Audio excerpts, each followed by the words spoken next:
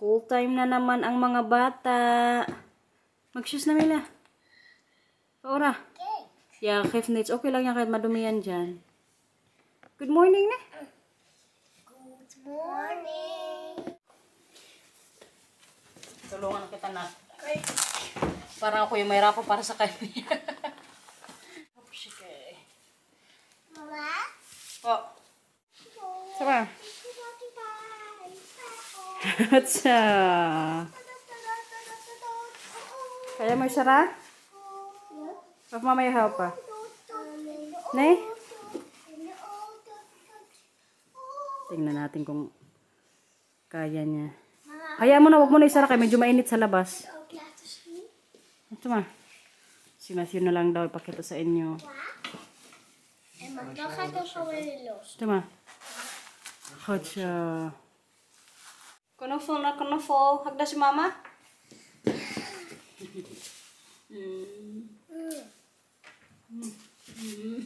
Huwag salid. I love you. Pag-pleasure sa school, okay? Yeah. Sino kalaruin mo? Lazy. Nay, lahat ng mga bata doon, okay? Purvira. Kuya, bye-bye na. I love you, Mila. Kuya, come on. Ako na bahala dyan, mama, kay Drak.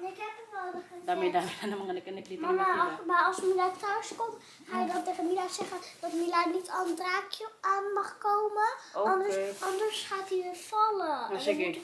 En dan vind ik dat niet meer leuk. Nag-report na. Oh, kiss na si mama. I love you. Pag-pleasure sa school, okay? Okay. Tapos mamaya sabihin mo pag-upit sa'yo, iklan yung buhok mo, okay? Today na kasi siya pag-upitan ni Binan, guys. Babay na muna sa guys. For pleasure of school, kuya. Bye-bye. Isa raw pinto, okay? Yeah. Thank you. Kadami na namang ligpitin dito sa bahay, guys. Parang iisipin ko pa lang, napagod na ako. Kaya dito sa baba, kailangan na naman vacuum. Tapos yung labahan talaga, yun yung kailangan ko ngayong aksyonan. Kasi si Marcel kanina, nagparinig na. Kadami na daw labahan. Sabi ko, oo, lalaban ko na yan ngayon. Kaya kahapon nga, hindi ako naglaba.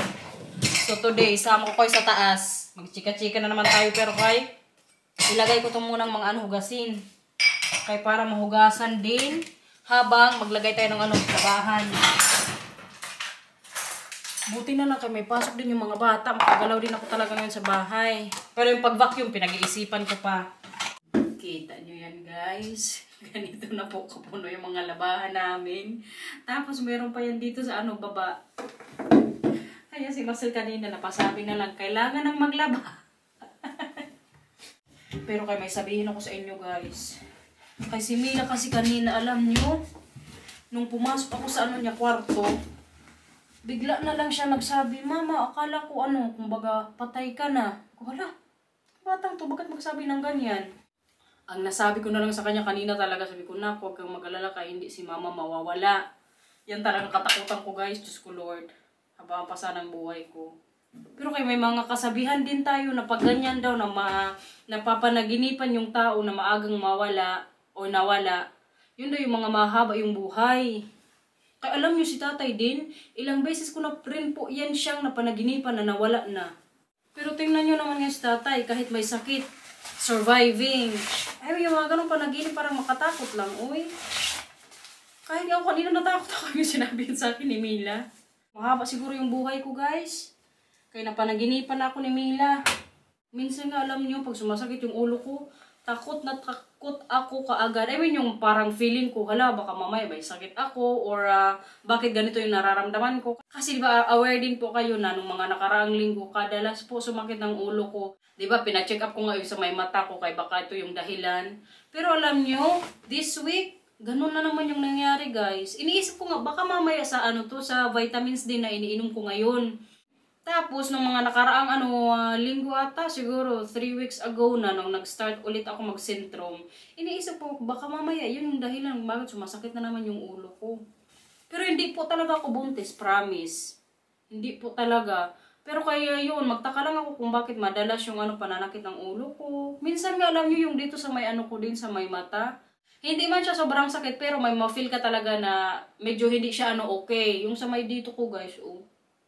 Pero kay next week, magdating man yung salamin ko, sana makatulong. Kay hanggang ngayon po hindi pa rin mawala-wala itong ano ko, sakit sa ulo. Ay baka dala lang din siguro to ng panahon, guys. Kaya diba sa mga previous vlogs ko po, naririnig nyo si Matthew umuubo. Baka naghawa-hawa na naman kami. Si Marcel din kahapon, parang may trangkaso. Uso na naman kasi ngayon dito yung mga sipon-sipon kasi nga nag-uulan araw. Summer na dito pero kay minsan buong linggo mag-ulan. Ito lang talaga ang kapangitan ko dito sa sa Netherlands. Yung hindi mo mawari ang panahon. Grabe na naman putupiin kapag mag-dry. Idiretso ko na lang din siguro ito mamaya sa dryer. A few moments later. Ako na lang siguro yung mag-vacuum dito sa baba, guys. Hindi ko na si Marcel antayin kay pag sa Sunday pa yun pa-vacuumin, hindi niya rin magagawa.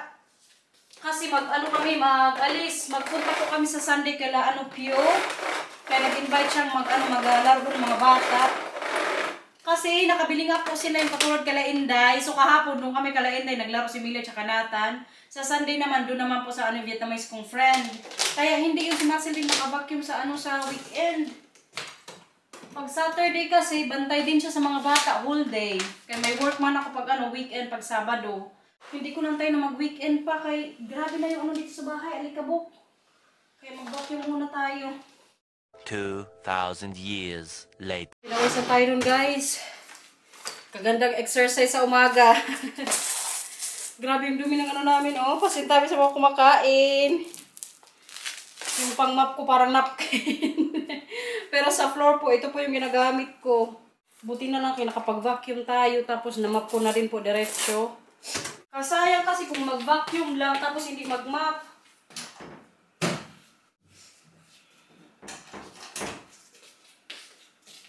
Lalo pa dito sa bahay, may mga bata. Deserve magkanin, guys. Kaya napagod tayo. Maya, sintuin ko na po sa Mila. Ito yung ko ulam, guys. Ulo na lang yung natira sa isda. Tapos yung sa tosino, ay, yun lang. Wala akong pinakulat sa tosino. Ito na lang din siguro yung sausawan.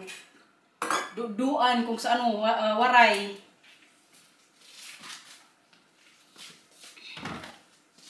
Pagod.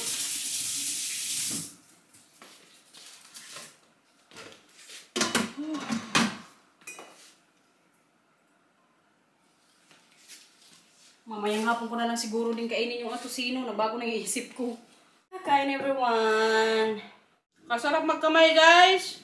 Si Mila, alam nyo, kahapon, nung nag-dinner kami, nagkamay din siya, guys. Yung ginawa niya sa kanin niya, ginawa niyang puto-puto. Hindi ko yun siya tinuruan, ha. Nang sinabi ko na lang sa kanya, sige na, gawin mo yan. Kaya nung bata pa si mama, ginagawa ko rin yan. Tapos kanina umaga naman, si Matthew, may tinapay siya, kaya ginawan ko nga sa breakfast. Ang ginawa niya rin yung monay, yung parang, inupi niya, yung parang maging flat. Parang yung mga ginagawa ko ng mga kabataan ko, ginagawa din yung mga anak ko, guys. Hindi ko yan sila sinabihan, ha. Kung baga, natututo na lang sila sa kanila lang. Sabi ko na lang kanina din kay Matthew, nak, ginagawa din natin yan ni mama. Pero ang ginagawa kanina ni Matthew, yung tinapay. May siya, may pinggan. Ginaganyan niya. Nung kabataan ko, alam niya, ginagawa namin ng mga pinsan ko. Yan sa upuan, tapos upuan mo din. Kaya para very flat talaga siya. Pero kaya hindi ko yung kanina sinabi kay Matthew, kaya baka gawin din. Yung mga ganyang pangyayari na ginawa ko natin, ginagawa din yung mga anak ko, guys. Amaze. Kain muna ako, guys. 2,000 years later. Busog na naman tayo. Pala ako ngayon ang halaman ko din. Saribo. Kalimutan ko saribo sa Tagalog. Lagyan ko ng water yung mga bago ko pong halaman sa likod. Kaya nakalimutan ko din kahapon. Lagyan. Lagot ako kay Binan pag nakalaman na hindi ako naglalagay ng tubig sa bagong halaman. Yung sa mga nag-comment po pala dyan about sa ko sa Brugmansia or Brugmansia. Yes po, aware po ako dyan na poisonous yan siyang plants. Pero wag po kayo mag-alala, guys, kasi si Matthew at Mila, pinagsabihan ko na rin yan. Kahit pa man noon, alam na din yan nila na hindi nila pwedeng hawakan yan. Tsaka siguro ang gagawin ko na lang kapag naglalaro yung mga bata, itatry ko talaga na yun nga ilagay ko sa garahian once na maglaro yung mga bata sa ano likod. Pero kayon guys, aware na aware po ako dyan na yung halaman na yung poisonous. Kasi noon pa dapat yan dito sa garden eh. Pero kay si Binan din mismo yung nagsabi sa akin noon na hindi daw niya muna ako bigyan kay si Matthew tsaka Camila noon mga ano pa eh, bata-bata pa siguro mga 2 years old tsaka si Matthew noon mga 4. Kaya hindi po ako binigyan nun kaagad ni Binan kasi yun nga, nag-worry din siya na baka daw ano yung mga bata laruin. Pero ngayon kay si Matthew tsaka Camila, pag sinabihan po talaga namin yan sila na ano na, bawal yan, alam na nila yan na hindi nila dapat gawin yan.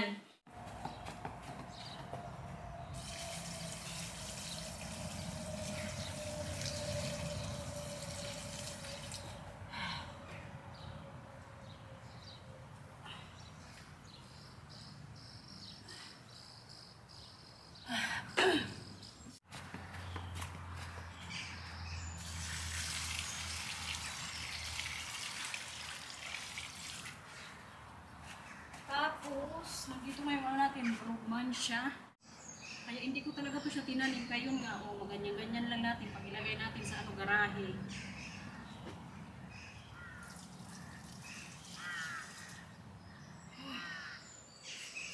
Pero kayon guys, bawal po talaga yan hawakan ng mga bata kay very poisonous. May mga tanim din dyan.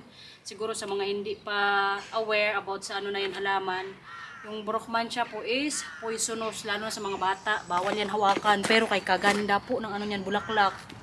Tingnan nyo pala to guys. Kaganda po din ng ano na to, bulaklak. Mayroon din to si ano, yung Inday. Nakita ko kahapon sa ano niya, garden.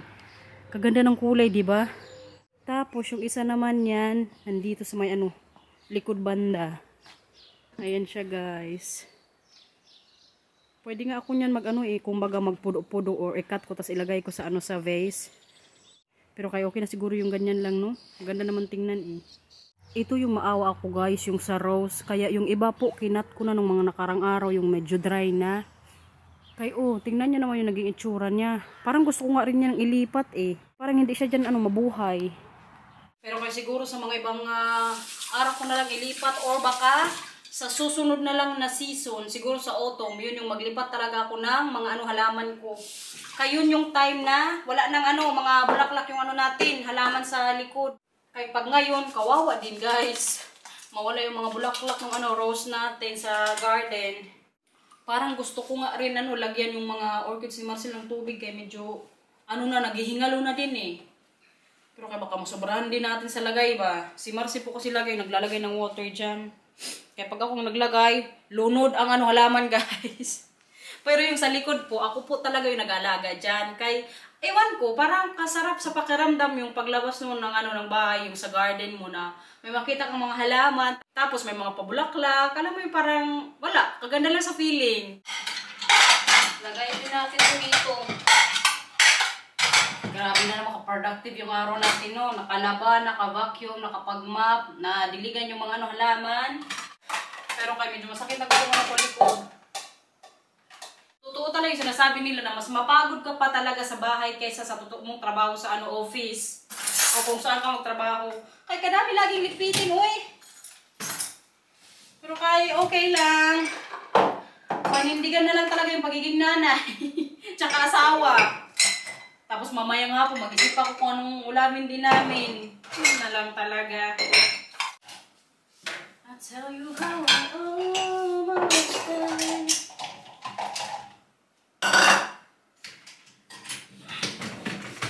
Ganito lang kabilis mag-ano dito guys, hugas. Pagkatapos sa dishwasher, tanggalin na. Kaya laking tulong talaga yung dito, tagahugas namin. Lalo na pag birthday ng mga anak ko, kami sa may mga bisita.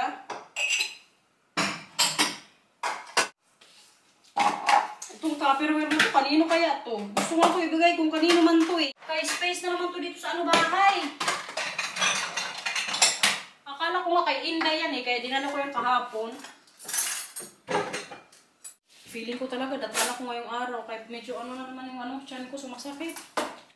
Kapag unang araw ko po kasi talaga sa menstruation, grabe kasakit na tiyan ko. Ay, para kung mamatay sa sakit.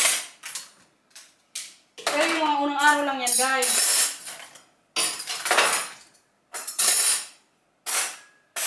siguro sinipag din tayo ngayong araw. May mood din kasi ako minsan, reglahin ako yun, parang gusto ko laging active. Meron din pong moment na pag malapit na yung ko ngayong period, talagang tamad akong kumilos. Pero kayo din, nakita nyo naman, kasama ko kayo, kadami natin nagawa. Hala, yung labahan pala, kailangan din natin tanggalin doon, kailagay ko yun sa dryer. Kasi magtatlong sala nga ako today. Kaya para matapos na yung natin, gawaing bahay. Tapos na guys, ganito lang. Ay, Diyos ko. Sunduin natin si Mila. Dalhin ko lang yung niya, bisikleta. Kay for sure, maghanap na naman yun siya. Magahan ko lang yung mag-alis sa bahay. Kaya para may time tayo. Kaya mag-walking lang po ako. Kasi hindi man siguro mag-ulan, no. Kasi patapos na siya Alas 12 kasi, 12:15 ata yung out ni Mila. Tapos ngayon dito? 11:40. Aray. Vlog pa more. Grabe itong struggle natin para makita nyo lang mga ginagawa ko dito sa bahay. Pero kaya happy din po ako na sinishare ko sa inyo yung mga free days ko. Nakakapag-vlog tayo. May napapanood kayo. Kaya manood lang kayo dyan guys ha. Nabuang na talaga yung panahon dito guys. Buti na lang kayo, malapit na ako sa school ni Mila. Tapos may malaking puno dito. Kita nyo yan. Tapos din dun sa kabila. Sumilong muna ako dito. Kanina ang sabi mag-araw daw. Sus Ginoo, ngayon grabe yung ulan sa doon banda Pero kamarinig nyo siguro. Makabuang talaga yung panahon dito oy. Buti na lang kayo, may nasilungan tayo. Wala pa naman akong payong. Tapos yung jacket ko ngayon, walang sa ulo, kapusyon. A few moments later. Dito na si Mila. Happy yarn? Nakadaming doon, anxious. Kadaming baby ngayon dito guys, Sayang, wala na naman tayong dalang tinapay. Pakain sana tayo, nak, no? Sayang. Fokandaki, okay? Buti na lang kay, wala nang ulan. On time din nag-ulan kanina. Wala pa si Mila, nasa pa school. Po?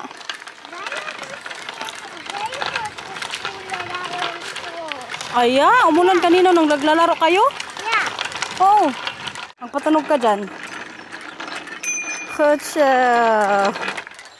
Magbenta na siya dito ng ice cream guys. Patunog ka pa, patunog. Ice cream? Yay! Patunog. Rachel, may apple for ice cream naman. Yeah, pag nagpatunog ka niyan, ibig sabihin nagbibenta ka ng ice cream. Patunog ka. Ice cream, sabihin mo. Ice cream. Tingnan nyo to guys, may dadaanan kami ni Mila. Itatapon na to. Kaganda pa naman. Dito nak, dito banda. Liko ka. Kasayang table siguro yan. Kasi may mga upuan din Tapon na rin yan. Di ba pwede pa yan kung sa atin. Hugas ng kamay. Ano gusto kainin na? Ano gusto ilagay? Gusto mo ilagay cheese sa tinapay? Yeah. Will you yogurt? Yeah. Okay. Ayusin mag-wash, okay? Gagawa tayo ng lunch. Kainin ko siya ng yogurt, guys. Tapos tinapay. Simula na naman tong mata ko kay, diba? Galing kami sa labas. Ay, Diyos ko. Grabe na naman niya kakate.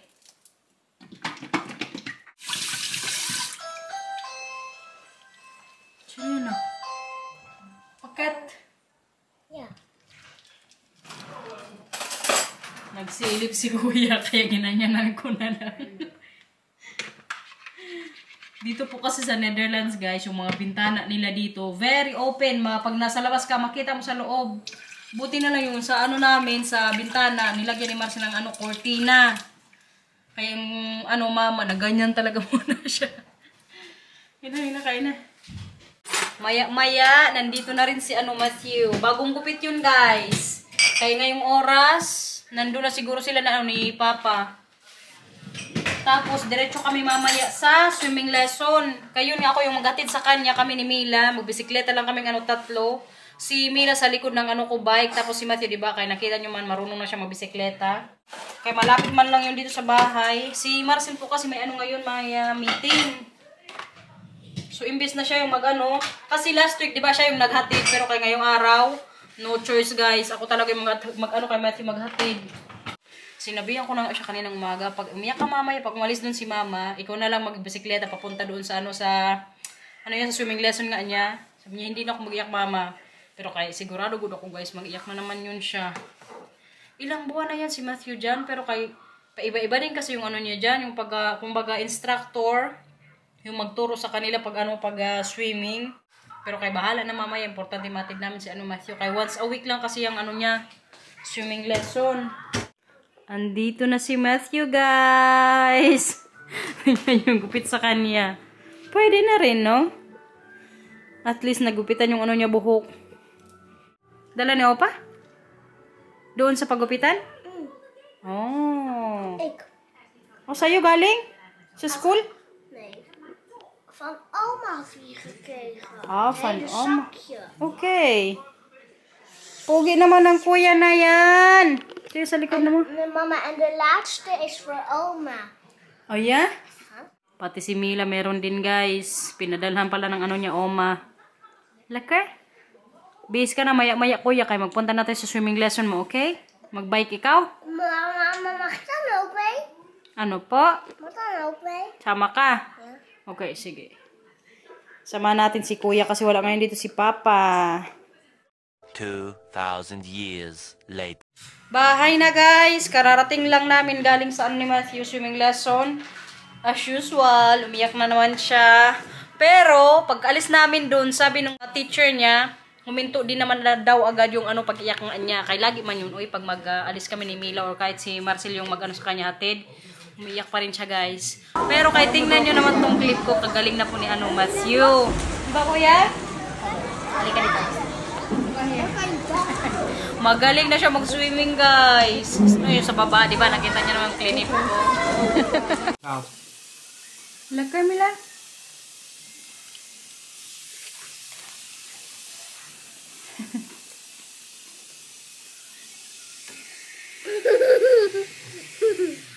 Laka? So, kaya ka ng paprika. Ba siya paprika? Makkelijk. Niet normaal. Mama? Po. Papi, mag je kijken wat we mijn woord hebben gemaakt? Kaya na kuya. Daar is nog komkommer daar. Madami yan dyan pipino. Pino? Paprika ook eten. Kuya, Yung paa mo, pwede pa baba yan, please. Hindi maganda yan. Ciao. Nou, Ja, netjes zetten. maar niet zo. Nee.